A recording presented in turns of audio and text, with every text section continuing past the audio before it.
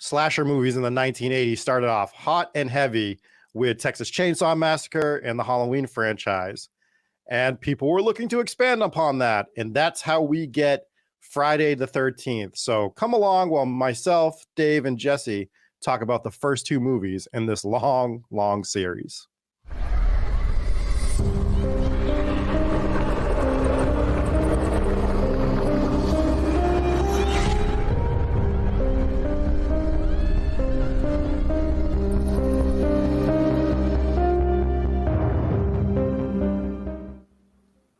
What's going on, everybody? Welcome into another Hometown Ghost Stories horror movie reviews. Very special episode. We're doing something that no one else does ever. We're going to review Friday the 13th 1, Friday the 13th 2 on Friday the 13th. Wow. Unless you're a Patreon member, you might be getting this a little bit early. But for everybody else, Friday the 13th movies.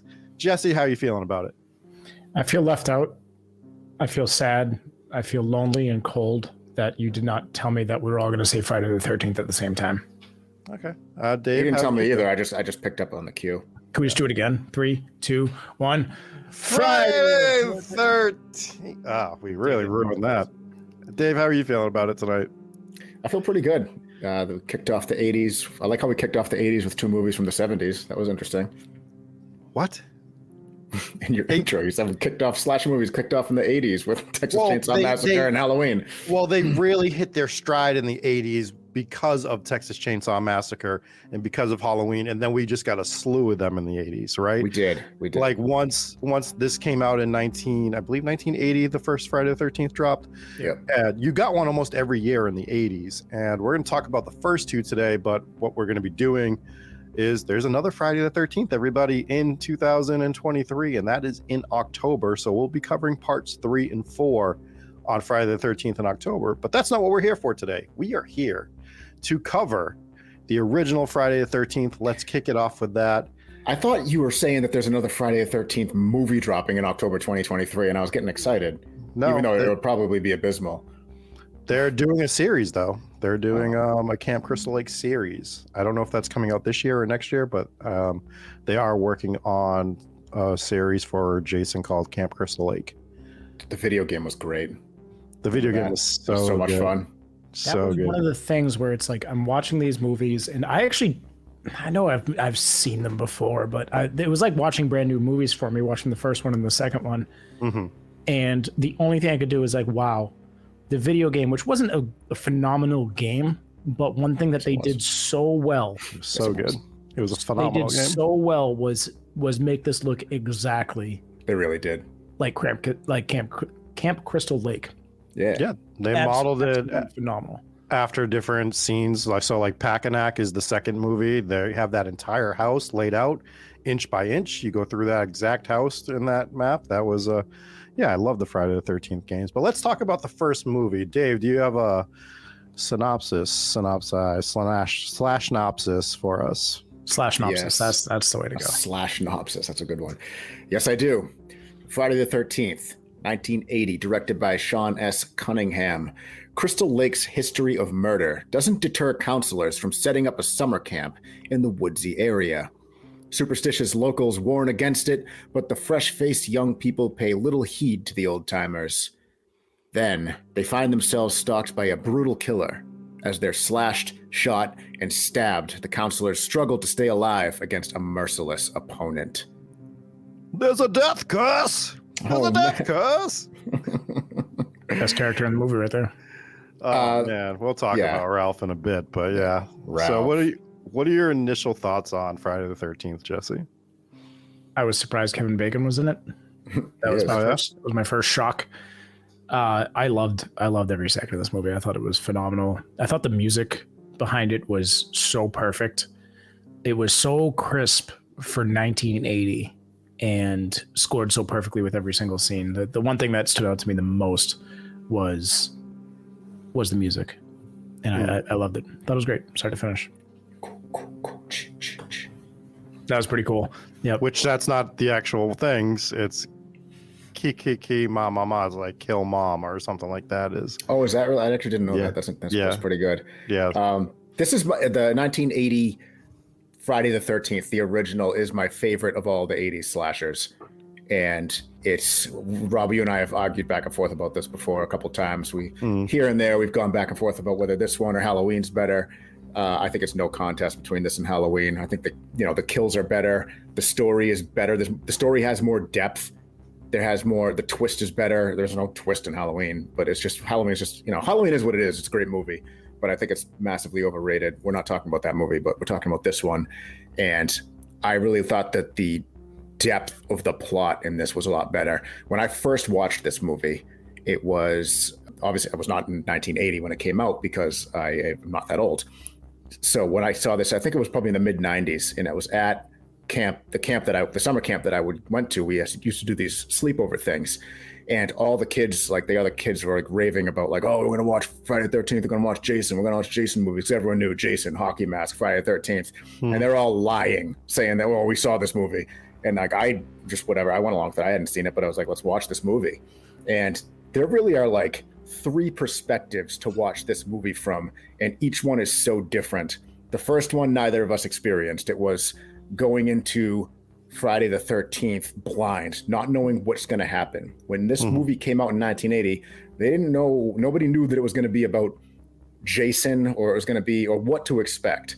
So that they went and they got that experience blind. The second one is what I went through. Watched it for the first time, expecting it to be a Jason slasher, Jason hockey mask, and getting what we got. And then the third perspective to watch this movie from is rewatching it, knowing how it ends and watching the POV of the killer and everybody react to it. It's like a whole different experience of watching the movie when you know how it ends. And it's not like, oh, I've already seen this, who cares? It's like watching a different movie. And that's why there's so many layers to why this movie's so great for that reason.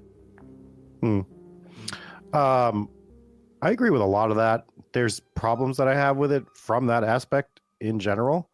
There's certain things that I love about this movie. There's certain things that I dislike about this movie.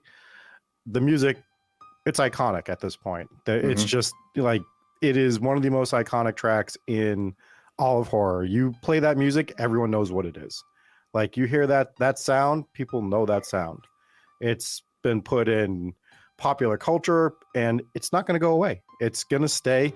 They haven't made a new Friday the 13th movie to the point that you brought up, I think in 15 years now. 14 or 15 years. It was like 2008, 2009 that the remake came out. There's been a lot of problems with rights and stuff to the franchise, so they haven't been able to put another one out. But even so, you go to someone that's probably 15 or 16 years old and you do the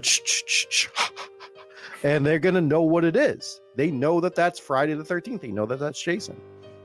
I went into it the same way that you brought up, Dave, where I think my very first experience with a Friday the 13th movie, if I recall, I was like 5 years old. It was a Friday the 13th. I'm flipping through the channels because you used to change through the channels when you were younger because, TV was a lot different. You weren't streaming. And I saw there was the uncle and the niece in a boat. And this is from Friday the 13th, part 8. Okay. I think it's part 8. It's when Jason takes Manhattan. And he throws her in the water to start, to teach her how to swim. And it shows like young Jason pull her under the water. And that was frightening to me. Like it was like one of the most frightening moments of like watching horror movies as a kid. And then you learn who Jason Voorhees is. And then I go through and I watch the first movie years and years later. And you're like, where's Jason? Where's the hockey mask? Where's what I know from this franchise? And you're just hit with this loop. And it's like refreshing almost that you're not getting that as much as I love that. And we'll be talking about those movies, over the course of the next few years on Friday the 13th. The first movie, it subverts expectations, and not even just in the way that it originally set out to, but because, like you said, it's, go back to Scream, the original Scream movie. They're playing the game. It's like, hey, Sydney, you want to play a game? And they do the whole, who's the original killer in Friday the 13th? And the person gets it wrong because everyone gets it. Not everyone, but a lot of people get it wrong. They're like, it's Jason Voorhees. He goes, no, it was his mother in the first movie. And that twist has been taken away from a lot of people. A lot of people know that now, but just in your head, it's always about Jason. It's always about the hockey mask. And one of those components isn't in the first and one's not in the second. Yeah, so that's what really hooked me when I first saw that at that initial experience at that summer camp. Everyone that all the other kids who had pretended that they've seen it just to look cool, we were all blown away at the ending when it wasn't Jason. We're like, what? Jason's not there's no Jason? How is there no Jason? And we're just I was blown away. And then that last scene where he jumps out of the water, I was just like, this is the coolest movie. And I don't think I'd really seen any slashers before that at that point. I wasn't as early to the horror game as you were, but like I just remember being like, it was like, this is awesome. And like, how is anyone going to top that? And I just remember I just never got that feeling with Halloween. I never got that feeling with Nightmare on Elm Street, although I love Nightmare on Elm Street. I would debate whether or not you consider that a slasher. Nightmare on Elm Street. Yeah, it's that psychological where he's going through the dream. I love the movie. Don't get me wrong. We'll talk about it sometime because it's one of my tops from the 80s. So yeah, I'm not saying it's not, but later. Yeah, another time. But that's why I think Friday the 13th is just the GOAT for 80s slashers, and it kicked off. The 70s was good for horror movies. I like the 70s. The 80s has some of the best horror movies ever made. It's debatably my favorite, and the only reason I might not put it at number one is because it also had a lot of horrible horror movies. But there's just some of the heavy hitters in the 80s that was kicked off with Friday the 13th. Not even just slashers, like The Thing, The Fly, Cannibal Holocaust, like just banger movies from the 80s that are just movies nowadays, they don't hit the same as the 80s ones did, and this was really the start of it. I think it was just so shocking in the first one for viewers to see it at that time, and just the way that they went about it. And we had mentioned that there was other ones. We also mentioned comparisons between Halloween. I think I agree with you, Dave, where it's like this one had a storyline and the storyline made sense. Where you have, obviously it ends up being the mother who's the killer. Spoiler alert. By the way, we're spoiling the movie. So if you haven't seen that, by now you realize that we've spoiled it and we're going to spoil the second one as well. So sorry, we'll put it in the YouTube description that there's going to be some spoilers, but as is all of our horror movie reviews. But with this one, it was like you didn't expect it to be an old, nice looking woman. The second I saw her get out of the car, and obviously I know the story of this movie anyway, so it didn't shock me at all, but you knew something was up when she wasn't worried about going in to go take a look at a dead body, right? And then for it to kind of take that twist, and then it kind of had a happy ending, and I was like, oh, okay, well, whatever, it's fine. But as soon as they went back to her waving at the police, I knew something bad was going to happen. And then, of course, Jason jumps out of the water and gets him. You didn't get too much monster with him. You didn't really see him. You kind of see like somewhat of like seaweed on his head, a little bit of what's the guy? Old Greg. He comes out of the pond like Old Greg, which was cool. Just overall, such a good movie, and for it to be shot in the 80s. And be as good as it was with as many good kills as it was. Also, the acting was pretty damn good for what they were working with. They only had like a $500,000 budget to shoot this movie, but you're shooting it in the woods. You don't really need special effects or anything, so it was kind of perfect. It was just a perfect slasher movie. Well, they also get Tom Savini at the beginning of his career too, right? Who is one of the best special effects makeup artists that there is. And not all of that holds up when you watch it on like some of the high def stuff. Particularly one of the best kills, which is Kevin Bacon. If you're watching on like a really high def thing, you can see what they did to do that illusion, but you can't look at it through that lens. They didn't know what TV was going to be like in 40 years.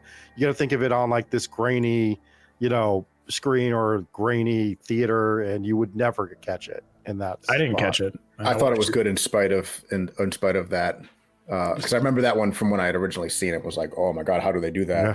And then like you can kind of figure it out now, but I think it still holds up. Like I love practical effects, and this one had some great ones. Yeah, the only kill in the movie that I was like that needed a little more was actually at the end when she got her head chopped off. There just wasn't nearly enough blood, not even close. So, but other than that, it was still shot well. The slow motion at the time was really framey, but that's just it's a 1980s movie. What are you gonna do? I don't take any points away for any of that. Just a little bit more blood at the end would have topped it off just nice. 1980s movie, but that was all 1970s tricks and whatnot, because that was the very beginning of this decade. So to go back to that Kevin Bacon kill, Jesse, next time you watch this, if you look at his neck, you can see that the neck is a different color completely than the rest of his face. So you can see that it's basically like a dummy body from the neck down. And he just has his face poking up through the bed. I was wondering, I'm like, how is he still making movies if he got stabbed through the neck? Yeah, man, it's unbelievable. Good job, Tom Savini. Great job. Let's talk. Is there any other kills that stand out to you guys in this movie that you want to talk about? The girl with the axe in her face, I thought was good. It was kind of like it was a cutaway, but they cut back to it, but it was like it looked good for the time. I was like, that was. It was so good. Yeah, because it was just boom, just sticking out the side of her face. That was very good. There's another one similar to that in the second movie that we'll get into also. That I thought was great. I thought that the scene where she's the girl that's the hitchhiker trying to get to the camp. So she goes into town. She talks to people in town. That's where we meet, Crazy Ralph the first time. But she gets in the truck with this guy who's going to drop her off close to the place. And that's where you get your exposition for what happened. And we talk about like we hate exposition dumps, like when they just don't make sense. This made sense. Like he's like in the truck with her. They're having a conversation about what happened at the camp. It felt natural, but you're still getting the exposition of what they want you to know about the background of the thing. It was fine. So it was more of like a warning. So I had no problems with that. I thought overall, I mean, you understand why the scene was a little bit more drawn up than it should be. Her hitchhiking a ride, just not even make it and just get killed. Right. By the way, her character, very likable, just real bubbly and happy and permanent smile on her face. I was like, if she ends up being the main character, this is going to be cool. If she ends up being the final girl, she's perfect for it. And nope, didn't even make it. Nope, not at all. Do you have any gripes? We've kind of hit on a lot of the positives. Does anyone have any gripes on this, or is it just me that has some issues with this movie? I think that, and I have no idea what your gripes are about this one, but I mean, it's got expected 1980s things here and there that are like little imperfections that make a movie perfect. It's like just for that era. Quentin Tarantino talked about it with Texas Chainsaw Massacre. He's like, Texas Chainsaw Massacre, the original one, is a perfect movie. And he's like, and it's not perfect in spite of the little imperfections here and there. It's perfect because of them. And that's what makes that movie, perfect. And that's he put it really well. And he knows a lot more about this shit than I do. But I feel like you can make the same argument for this movie, like the little imperfections that just make it feel like an 80s slasher, One more positive before you guys jump in any negatives you have about the movie. The one thing that I like about this slasher movie, because it's a reoccurring theme in a bunch of slasher movies, right? As soon as people start to have sex, that's when they get killed. In this movie, they put a reason behind it. And I don't know if you caught it, but the mother, she was saying when she was yelling at the girl, she starts blaming her for everything that happened to Jason. She's like, you stopped watching my son when he was swimming because the counselors were off making love to each other and they were off having sex, basically. So now it's like every time that the killer sees someone getting intimate, that's when they get killed. And you see this with all different horror movies, right? As soon as they start having sex, that's when they get murdered. With this one, it makes sense. There's a reason behind it. And I love that. Yeah, I agree. She's projecting past counselors' actions on all the new counselors. And when she sees them, it triggers it even harder. Yeah, I mean, it's well done in that aspect. One of my two big gripes with this movie is it's set up like a murder mystery, almost like a slasher murder mystery of who the killer is. But they never reveal Pamela Voorhees until you know that she's basically the killer like 2 minutes beforehand. I feel like there should have been some sort of scene with her earlier in the movie, even if it's with the hitchhiker in the diner and they just have like some quick interaction or something. They should have set Pamela up a little more. They set it up with Crazy Ralph thinking that like maybe he's the guy, or like he's the red herring of the movie, like maybe it's him doing it, or there could be someone else or one of the counselors themselves. They never set her up, so you're never guessing it's her because you don't even know she exists until 2 minutes before she's revealed as the killer. So I was actually fine with it. But before we get off the subject of the crazy guy on the bicycle, he was awesome. And the fact that for whatever the fuck reason, he's just standing in a dark closet when she opens the door and he's just standing there waiting to tell them like you're doomed. Yeah. Like, why are you standing In the in pantry? a dark closet or a pantry or whatever? Oh, we'll get more That of actually later. comes back in the I second know, movie. yeah. We'll which is talk about awesome. it. Yeah. Which is So- Walt Gordy, who played Crazy Ralph. That's how he's listed on IMDb, is just Crazy Ralph. Yep.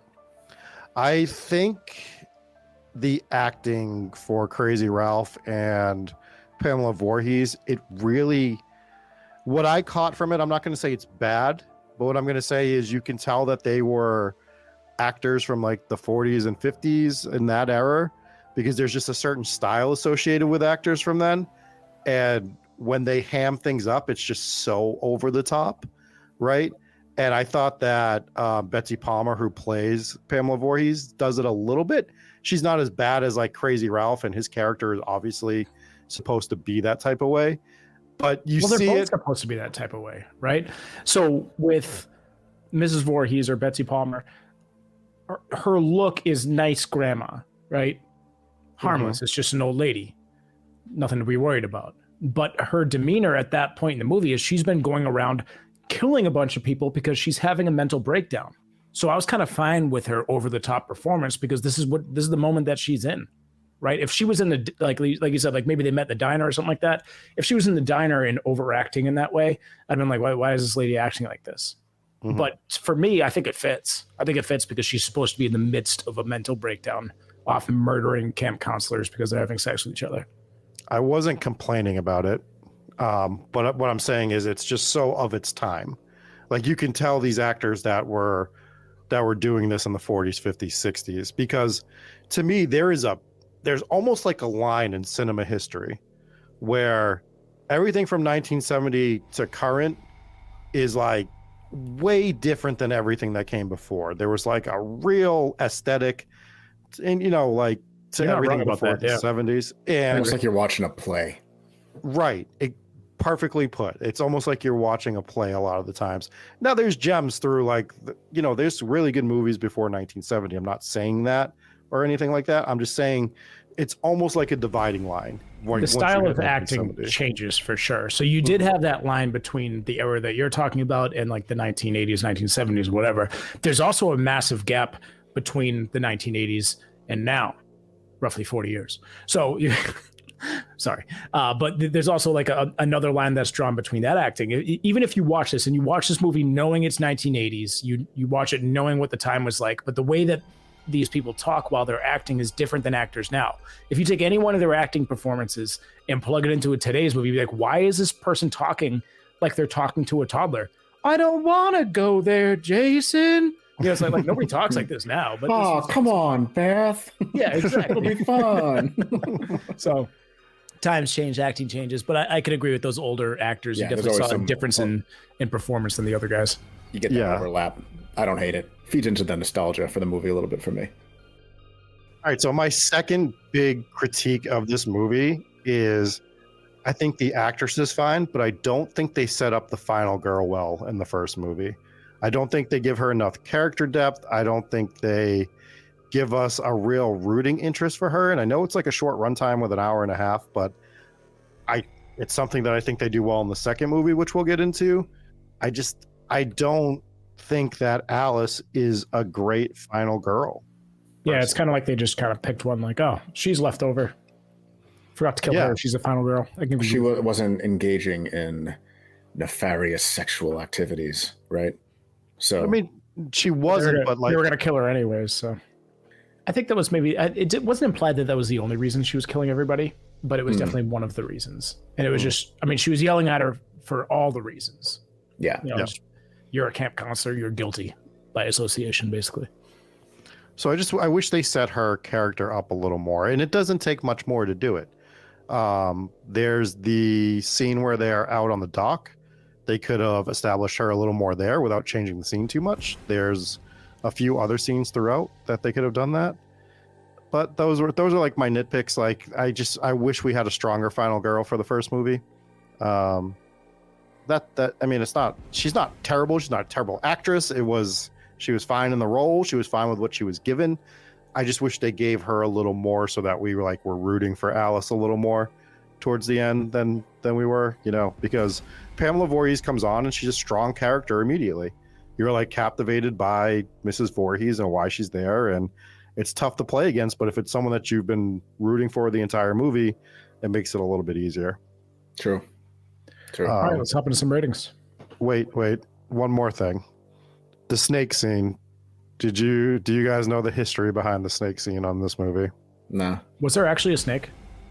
Oh yeah, it was a real snake, and they really cut its head off on the, like, that's all legit. That was such an 80s thing to do. And the animal, like, wrangler almost killed the director. Like, it, as soon as he did, I mean, and fair. Yeah, completely fair. Wait, like, so they okay. I thought it was like a real snake. They're like, oh my God, there's a snake here. Mm-hmm. We should kill it. Might as well turn the cameras on.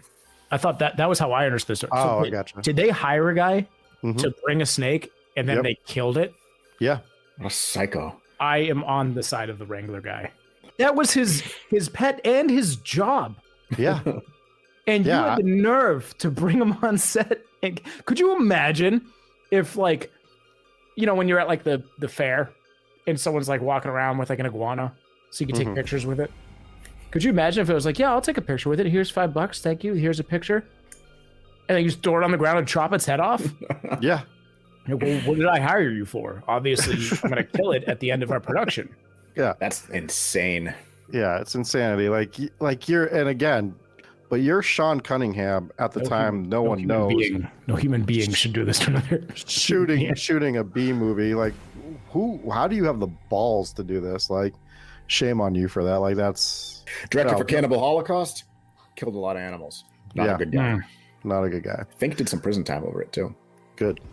Do we want to give some ratings now? Sorry to interrupt that, but I wanted to get that story out. Dave, what are you giving this movie? It's a 5. Okay. Jesse? It's a 5. Why are you shocked? It's awesome. I just said it's my favorite slasher. That's true. How do I say that and then not? You know what I mean? I gave the new Scream a 4.9. Like, again, it's just a 5. I mean, I love it.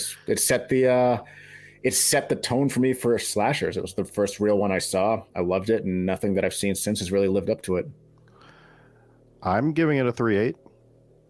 I think it's definitely worth watching. I think it's a good movie. I think it has flaws, and I think it's a classic, but I don't think it's perfect by any means, and I think there's a lot they could have done to improve it. I think your rating doesn't match your review. Everything you just said about it and the negative things that you had were so minor. I don't think they're minor.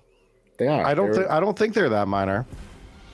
We here at Hometown Ghost Stories Horror Movie Reviews don't fully endorse Rob's opinions on his rating for Friday the 13th, and we hereby amend his score. Rob gives it a 4.6. Right. It's a 3.8.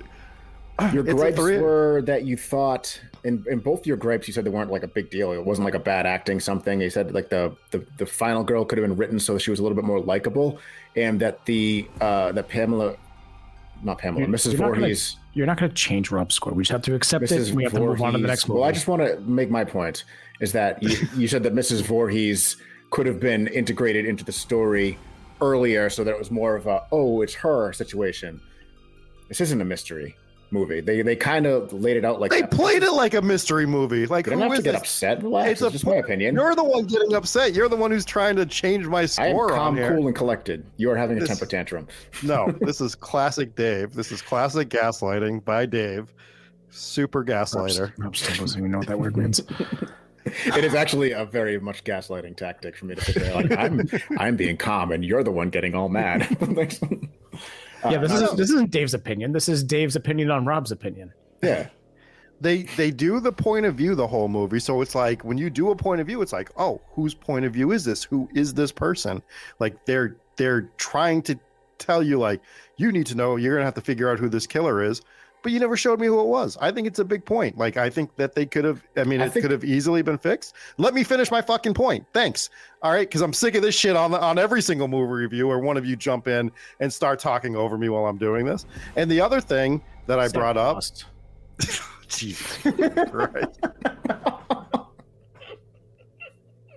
God. So I think it is a big deal. And I think character development is gigantic. Like, if your character's not written perfectly or like really, really well, then that's a flaw in the movie. It's like, it's a big enough deal to knock the score down. Like, I'm not giving it a fucking 1. I'm giving it a 3.8. It's still very much worth watching. High enough, but we're talking about like slashers here, where there's never any character development with anybody. That's not They just true at kill all. everyone. We're going to talk about the next movie where the character development for the final girls is great. Right. So, like, now I got to go back and find another slasher where you ranked it higher, where they didn't do very much character development on the final girl. Now I got to do my homework. Thanks a lot. You should have rated it higher. We wouldn't be having this conversation, Rob. What did you rate? 3.8. What did you rate Terrifier 1? Because there was no character development in that movie. Mm-hmm. 0 character development. Yep. Well, thank you for Anyways, finding an example, because I would have had to listen to all of them, and you just immediately brought it up, and Rob is wrong. We hereby at Hometown Ghost Stories. It's not the only problem. 4.6. Moving on. So 5.5 and a 4.6. It's a 3.8. It's a 3.8. It's a 3.8 for Rob, for Ron Coakley. All right, let's. Ron Coakley. Very good, sir. All right, do you want to hit us with the synopsis for Slash-nopsis. /synopsis? Thank you. /synopsis for Synopsis number 2 for Friday the 13th Part 2, 1981, directed by Steve Miner. The second entry in the long-running horror series focuses on a group of teenage would-be counselors converging on Camp Crystal Lake for training under the tutelage of head counselor Paul. Inevitably, Paul relates the story of Jason Voorhees, a boy who drowned at the camp and whose mother murdered a group of counselors in revenge. No one takes the tale seriously until a very much alive Jason begins gruesomely eliminating people.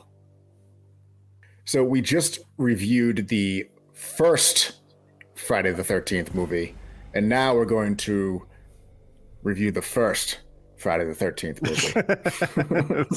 It's actually such a great way to put it, to be honest. I thought you were really going to go from 1 to 2 there, and I was just be like, this is the most obvious point you've ever brought up. Yeah. No, but this is so when I breaking news after 1.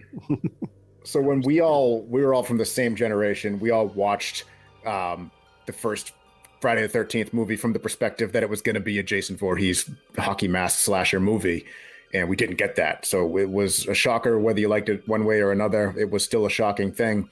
This time we get Friday the 13th with your Jason, who is the serial, the serial slasher. No hockey mask yet, but this is the first time we're getting a POV slasher movie with Jason as the killer. So for me, this movie was just as fun as the first one, and it was in a lot of ways very much like the first one, and in a lot of ways it was different. You're right. So whether you thought the first one was a perfect horror movie, or whether you thought it was a 4.6 like Rob did, it started off with a bang. I thought it was really good. So you start off with the same character, the final girl from the first movie, Alice, and Jason just comes in and kills her off right away. Fantastic. Temple, screwdriver or ice pick or something right through the temple. Loved it. Just actually one of my notes. Yeah. I love that they immediately just killed off that storyline, and we're like, okay, we're getting something fresh.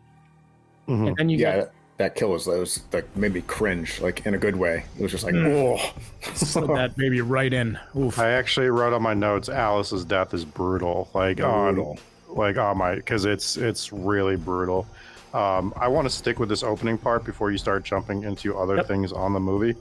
And one of my, I actually like this movie a lot. I have a problem with the opening of this movie, because there is literally a 6-minute recap of the first movie. That was timed it. I'm sitting like, why are they doing this?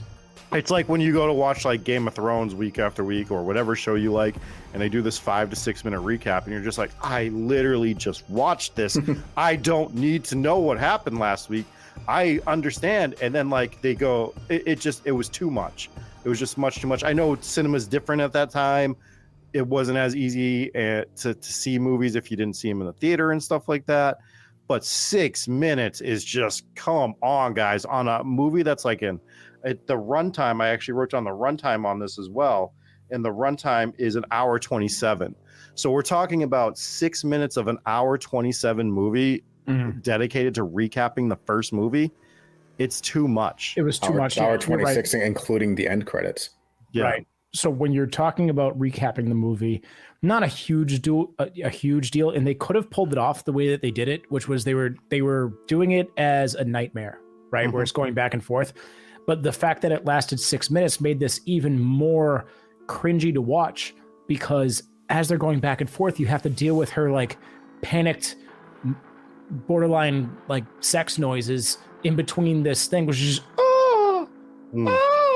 just having her like nightmare for 6 minutes straight. You're just going back and forth from her just rolling around in her bed having a nightmare with the lights on, by the way.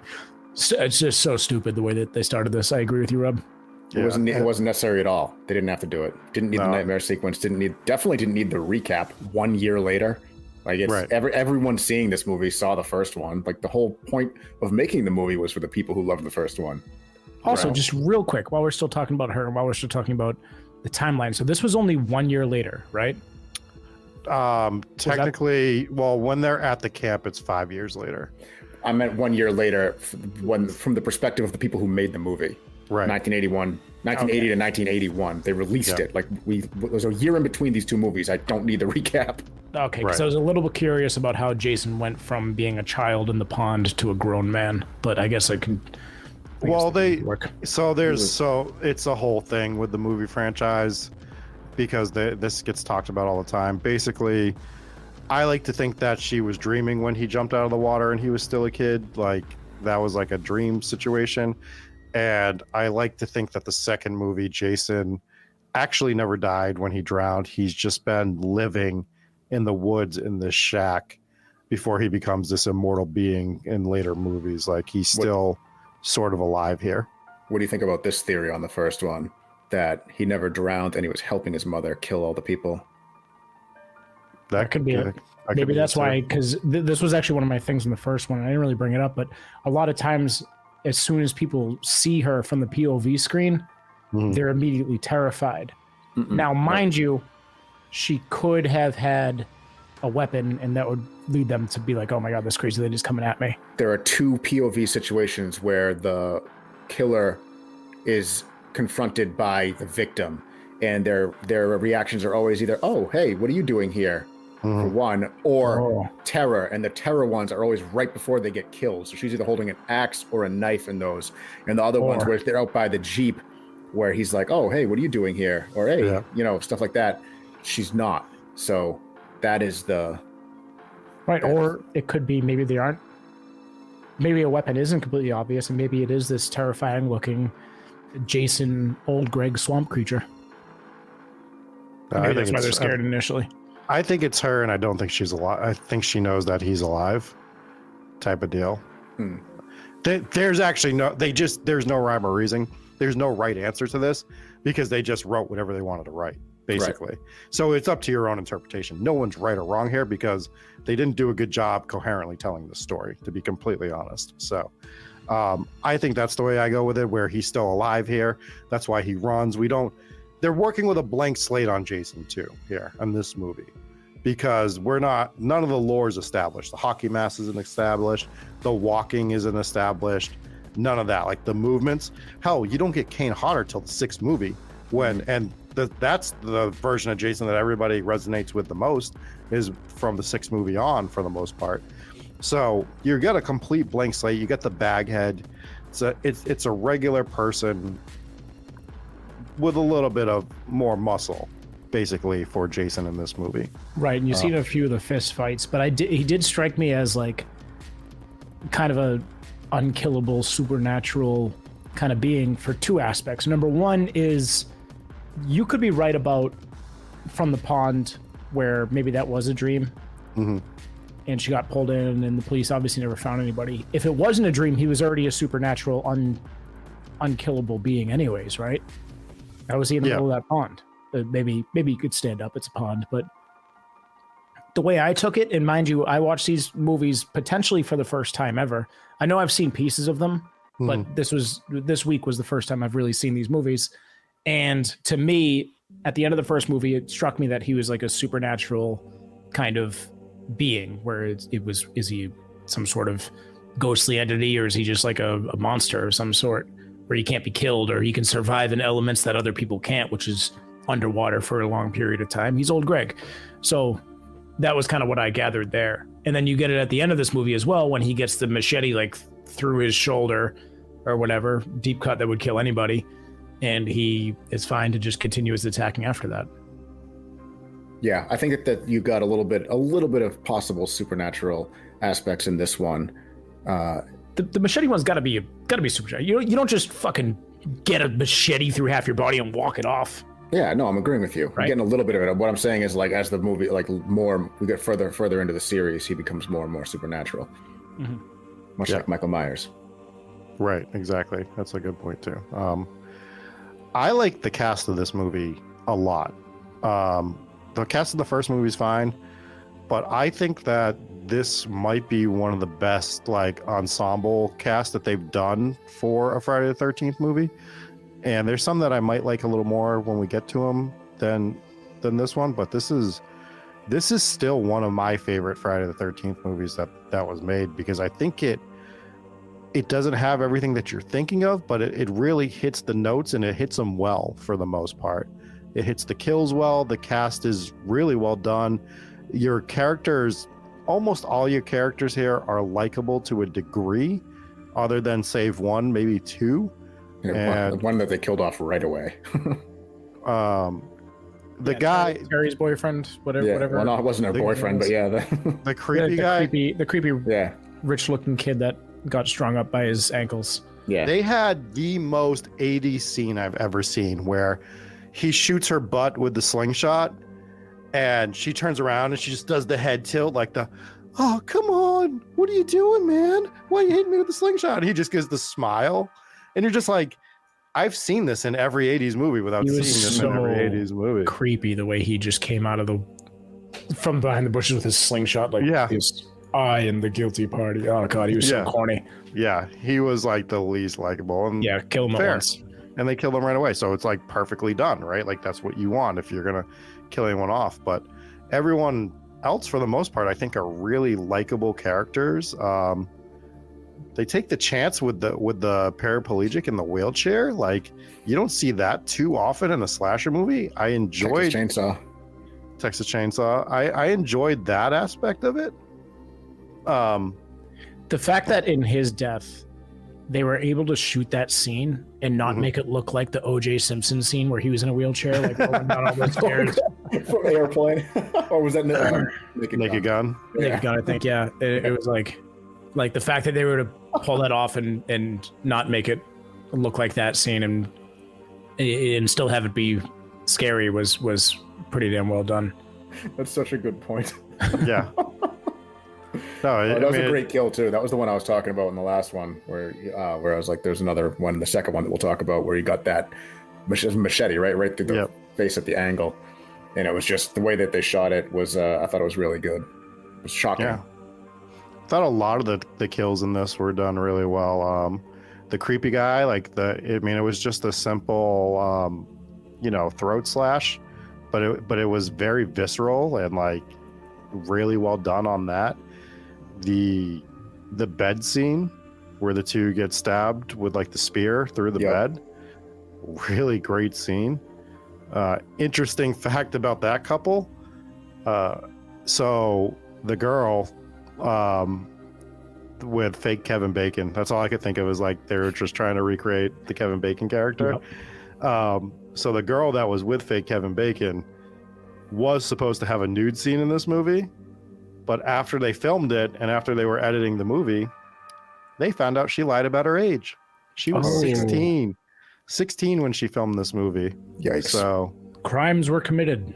So they had to cut it, of course.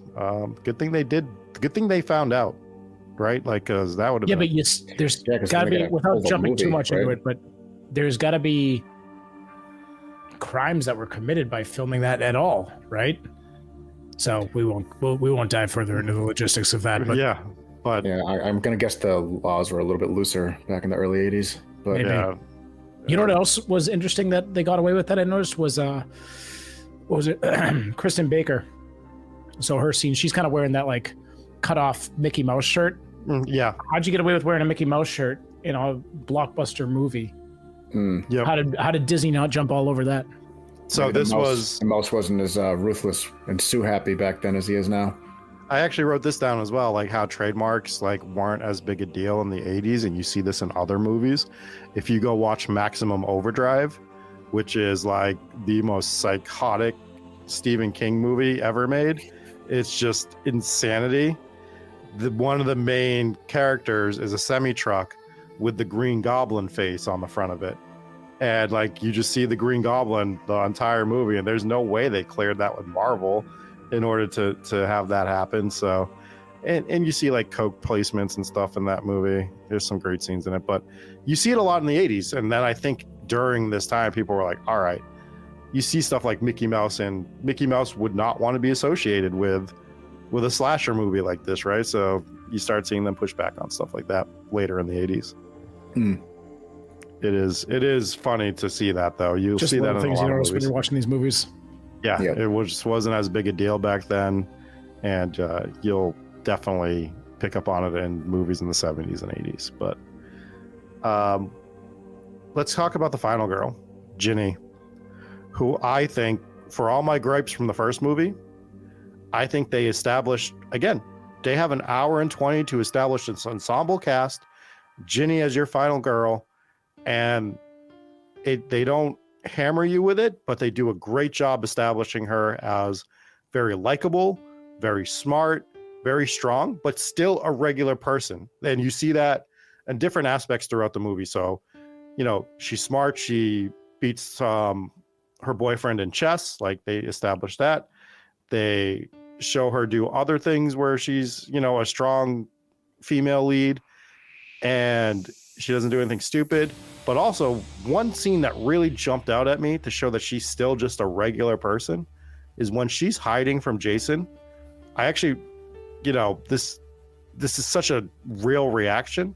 When She's peed her under pants. when she peed her pants. We all pee our pants. I just did.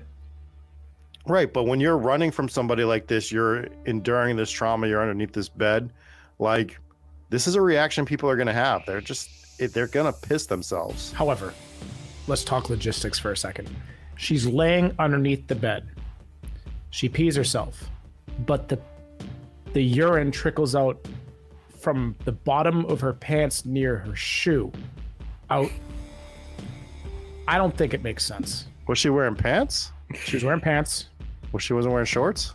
I don't think so. No, Either she's wearing way, I would. pants got slashed open with a knife. Pants did get slashed open with a knife. That was a big thing. She had a big Gouge. I don't think that Big had happened gouge. yet. It hadn't happened yet, but even I'm just so, saying that is that gonna she was affect in the- fact no The Jesse, trajectory of the urine. No, you're missing the point. I'm saying she was wearing pants. You notice this when the you're- pants get slashed open with the knife. She's Right. I thought you were saying maybe that opened up a new flow pattern for the urine. No, that's not Which what I I would said. It's not where I was going with this. Where I was going with this is, it's just something you don't see, like where she's so scared she's peeing herself. She's still a regular person. Also, as the scene continued, I didn't notice any pee stains, but I wasn't looking for them. You don't even know if she was wearing pants or shorts. So No, you didn't know. I said she was Jesse, wearing pants. I verified that she was in fact wearing pants. all right, fair enough. All right. If you're wondering what I'm going to do after this, I'm going to lay down under my bed and pee my pants. You really get to the bottom of this. It's just for I'll research document the whole thing. purposes. Patreon exclusive content. Jesse pees his pants under the bed. All right. Rob, there's a good point, and it goes to show that you can have a strong lead character, still be very afraid in a very real situation that would terrify any normal person, and still come out being a very strong lead character. Yeah, she's still vulnerable, and it helps you root for her. You are rooting for Ginny throughout the scene where she's getting chased around. Exactly. You- They chose you to make want her her to win. vulnerable and have her do this instead of having her like kick down the door where Jason lives and fight him with a bow and arrow like it's Black Christmas or something. Like they Right. didn't have to go that route, and she was still awesome in this movie. Yeah, And it was still more believable. great characters. And again, I just thought the ensemble cast was really well done. I liked the story. I like the stuff with the cop. I loved the hut, like the little makeshift shack that they do. Yeah. Where he keeps his mother's head. Like, such a great touch Very that creepy. comes back. It's super creepy. Yep. And I like that they previewed it. So you had it where the cop was chasing Jason through the woods. It was actually kind of a good jump scare when you saw him jump like into a bush, which again, there's so many of these scenes that if somebody else shot it, it could have been really silly. Right? It's just like the killer just leaping like a bunny rabbit into a bush. Like, how do you not film that and make it absolutely hilarious? And I think the musical score helped, and just the way that they shot this was genius because they still made it scary. And then you had him chase him through. So the police officer ends up inside Jason's little homeless shack or whatever. I mean, he has a home, so he's not homeless, in his little shack. And he's kind of making his way through searching for him, and he stumbles upon this altar. And they do a good job of not completely showing what he sees in that moment. In fact, I don't think they showed at all what he saw. And all you see was just the feet come up behind him, and then he gets killed there. Another good kill scene, but it was a shocking scene. All right, before we start getting into some more serious stuff and hitting our reviews, there's two things I want to hit on in the bar scene when they're at the actual like place where there's music playing. First one, I don't know if you noticed this, but while they're panning around and showing all the white people dancing, it is the epitome of white people dancing. It was awful. The other thing was why were there cowboys? Point number two. Santa Claus. The couple has already left, right? And the redheaded counselor is there at the bar by himself. And he's sitting there and he turns to like the 75-year-old man and he goes, "Is there any after hours clubs around here?" And the old man goes, "Yep." And then he just ends the conversation. He doesn't ask him where. He doesn't ask him how to get there. Nothing. It's just done. Like, he gave like a sarcastic reaction. He's like, "Oh, yeah, there sure is." Like, wait, this man just verified what you were looking for. Like, this man has the answers for you. Why are you shitting on this poor guy? Hey, why did you ask a 70-year-old man this to begin with? And then why did you finish the conversation?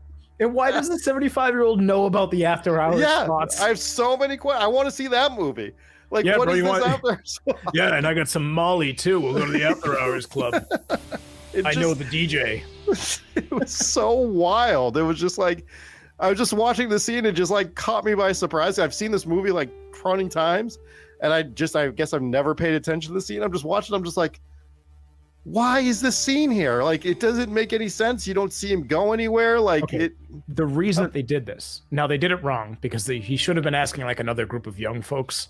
For him to ask an old guy this just made it absolutely ridiculous. But the reason that they did this was to explain why he never came back to the camp. Yeah, why the rest of them never showed up. Which it makes sense. Yeah. They did a good job in this movie of not making it the first movie again, which it almost was. But they didn't set it in Camp Crystal Lake. They set it right next to Camp Crystal Lake. They didn't have the entire, all the counselors all get wiped out. They left some of them alive. Right, where some of them just didn't come back, like this redhead kid that we're talking about. So I think this was one of the little things that they did to make this movie different, which I think that made this movie, I want to say it's better than the first one. I'm a little on the fence because I really like the twist and the story development in the first one. But I think overall, I think this movie was actually a better movie in my opinion. Yeah, well, we'll get into that reviews. Do you guys have anything else to touch on? I just have a few. I thought that whole bar where they all just went to the bar and then half of them just didn't come back to the storyline was just like they're just gone out of this plot. I thought it was stupid and sloppy. It was like, why were they? So I guess maybe if they were like, we got to make it different, means not everyone gets killed, but they don't get killed because they leave. It's like, that's pointless to me. Like, how does that? Doesn't really change anything because everyone who was at the camp still got killed off. So that is the same. So now you just have like this redirect, like, oh, half of us are going to go here and then just go away for no reason. And it was just, I think it just showed how fast this could happen. So how fast it deteriorated. Where the ones who stayed behind from the bar got killed, then the ones who did make the mistake of coming back got killed as well. And it's just like it all just happened in one night. So I liked the way they went. It felt more otherwise, genuine. it's the same movie, right? It feels more genuine because, like, how many times do you go with a giant group and then it's like some people go off to do this, some people stay out. Like, that's what felt genuine about it. It's not like, hey, we're all leaving right now. Let's all go at the bar at the same time. Let's all leave at the same time. I mean, unless you're going on like a party bus, which is a whole nother nightmare, whole nother horror movie. Would not recommend. Yeah, people are leaving and going places at different times. It was just a random plot point that led to nothing. You know what I mean? It's like, here's a branch off. This is something, they're doing something different. They're going out here, and it just led to nothing. I was fine with it because while some of them did come back and get killed, it left question marks when the chaos was happening at the end. Like, you're thinking, will somebody from the bar come back and save the day? They never did. But it left more possibilities rather than, okay, we could draw this line between the first movie and the second movie. And I was a little sad that they went back to this in the second movie. But in the first movie, we didn't talk about this. This is actually one of my negatives, was the same scene kept happening over and over again at the end of the movie where Mrs. Voorhees showed up and Alice would just kind of win the fight and push her into a pile of garbage or like onto a mattress and then close the door behind her and scamper away. And then they'd have the same fight again and the same thing would happen away. And she just didn't learn a lesson, like, just finish her off. She's trying to kill you. It's okay. You can kill her. I get it. Maybe she isn't a killer. I get it. Maybe they wanted to draw that out, but it was just after like the fifth time, she finally picked up the machete and chopped off her head. And you kind of got the same thing in this next movie where it was actually really well done, where they'd have the fight, she'd run away. They'd have the fight, she'd run away to a different cabin and everything. It was kind of well done, but those were some similarities in the second one. Now, obviously in the second one, you had two people instead of one person that were fighting off Jason. And it had some authentic scenes, like one of the fight scenes between the guy, what was his name? Paul? I think it was Paul. That was the main character's boyfriend. Yeah, right? Ginny's boyfriend, right? Yeah. So you had Paul who got in a fight with him, and Ginny just kind of stood back and just kind of watched the fight develop, and then you get the jump scare of Jason popping up with his bag on his head, and like, oh shit, he won the fight. It was well done. It was well done, yeah. But it was a little different because you're dealing with two people instead of one person in these fight scenarios. 2v1s instead of 1v1s, you know? I didn't like the end of this one. I thought it was too similar to the first one and not different enough. And almost like they were trying to do similar things. And you had a very similar ending where he, instead of jumping onto the boat, he jumps through the window and grabs her. And it left you hanging on what happened to the boyfriend.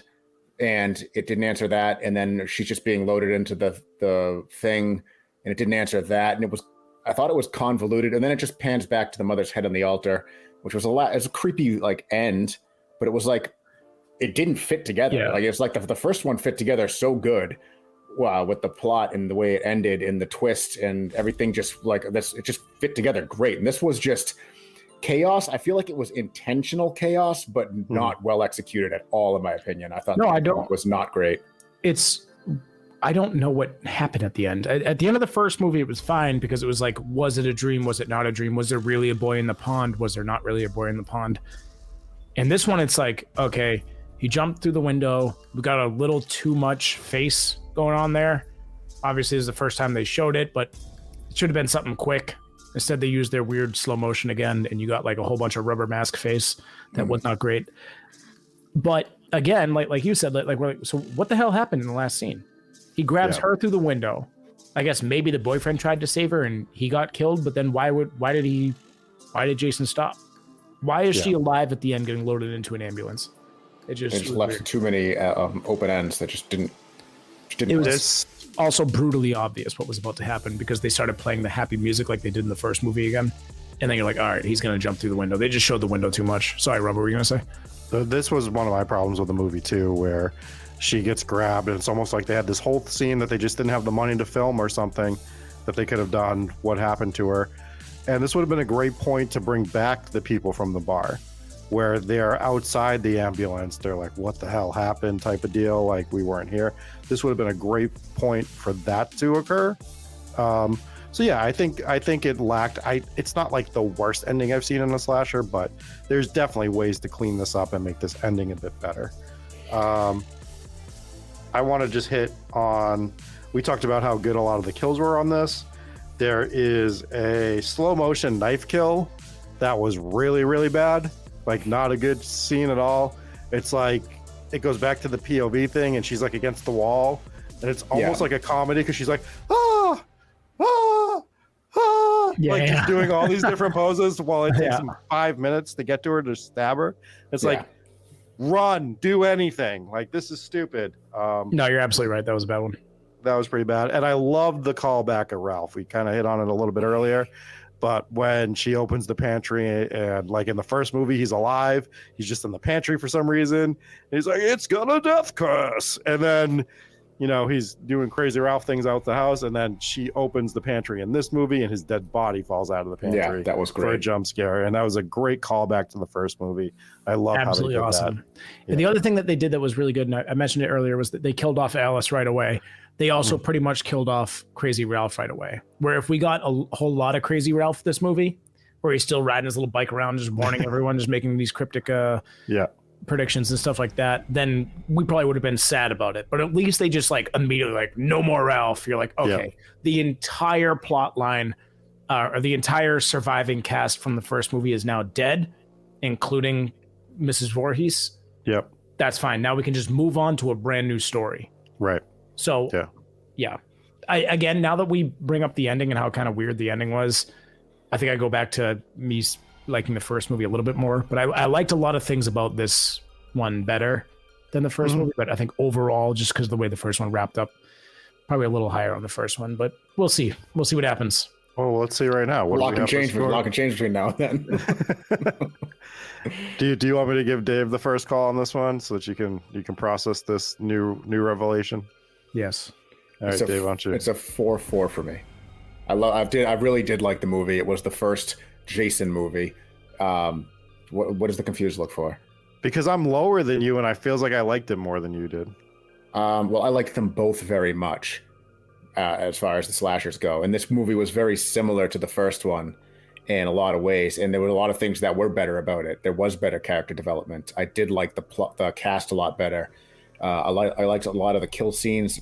The kill scenes are a wash. They're both good. They're good in both, I think. And but I thought the plot of the first movie was better, and the ending tied it all together a lot better. And it was just a better movie as a whole because of those things. I'm giving it a 4-1 on this one because I like the cast better. I like a lot of the kills better. I do like Jason in this movie. I think that the story is overall better. The ending's weaker. But I like Ginny as a final girl a lot more, and it makes a big difference for me in this movie.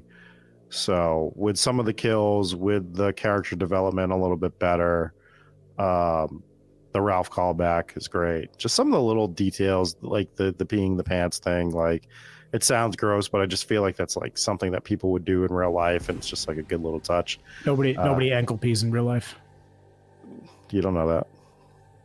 That's a good point. It was as if they were like, oh, if she were, if somebody was standing up, that's she was what standing. happened. That's what happened. Yeah. Yeah, an old house built on an angle. Who knows? 90-degree angle. So it's a 4. Yeah, it's a 45-degree angle for my review. Like that's what I give. Right. No, 4.1. 4.1, slightly lower than the last movie, which you gave a 4.6. For me, it is a 4.5. Again, I think I like the first one a little bit better, just because the ending was stronger. I like the twist in the first one. There was no real twist in this one. The ending was predictable and then weird. So a little bit lower, but still an absolute great movie, a great sequel, great cast. You guys are right about that. Again, the music knocked it out of the park. I feel like they could have copied and pasted the music from the first one, but that's fine. Again, you have a theme here, so you can continue to use it. But overall, couple of phenomenal movies. I love it. Yeah, I mean, I think they're good, and they know what they are, and they keep to their time frame, right? They're under an hour and a half for both movie, perfect amount of time. You can get everything you need to in there. Even though we don't think some of the stuff they could have improved, it's not like I think they needed to add time. I think they could have just altered a few things here and there. So I'm a little lower than you two guys on this Friday the 13th. I'm a big Friday the 13th fan as a whole, but it's not my favorite slasher or 80s franchise. But I do enjoy rewatching them frequently. I watch them quite a bit. I find 2 a little more rewatchable than 1, but it doesn't mean that I don't find 1 rewatchable, right? So that's going to do it for our Friday the 13th parts 1 and 2 review. You will see us reviewing parts 3 and 4 in October. So a little bit of ways away, but you get a chance to watch those ones if you want in the coming months and maybe get through the whole franchise. And every Friday the 13th for the next, 60 years, we will cover 2 Friday the 13th movies. Wow. In 60 years, I'll be 81 years old. That's true. You will be. You'll be about as old as some of these counselors in these movies. You know what's upsetting is when I went to IMDb, I was like, oh yeah, I could talk about these, but a lot of them, they have current pictures of them, and I'm like, I have no idea which character that was. But do you think 120 movie reviews is enough to cover all of the Friday the 13th movies in this franchise? Well, we can get to the Friday the 13th TV series as well. The one that came out in like the late 80s, early 90s. That I think was they did this weird thing where they did it with Nightmare on Elm Street as well. They did a Nightmare on Elm Street series, and it has nothing to do with the movie franchises. Okay. It's just it's like anthology shows. We completely fucked you up, Rob. You were in the flow of ending the show, and now you're not. Go back to ending the show. Yeah. So Friday the 13th, every year we'll be covering the Friday the 13th movies on Friday the 13th.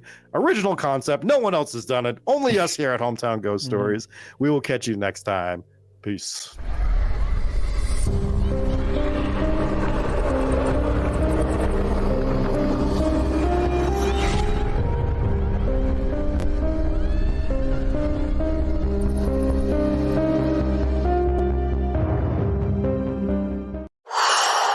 Hey everybody, Rob from Hometown Ghost Stories here. Wanted to thank you for checking out this piece of side content. If you really liked it, you can head over to Patreon, and for as little as $3 a month, you can get access to these a little bit early. Also, we are doing member-only stuff on Patreon, such as our History of Ghosts series, where we talk about like Andrios, Banshees. We let you know where they came from, their origin, some stories associated with them. It's a lot of fun. Until then, if you look over this shoulder here, you can find one of our earlier episodes. And if you look down here, we got another side content episode.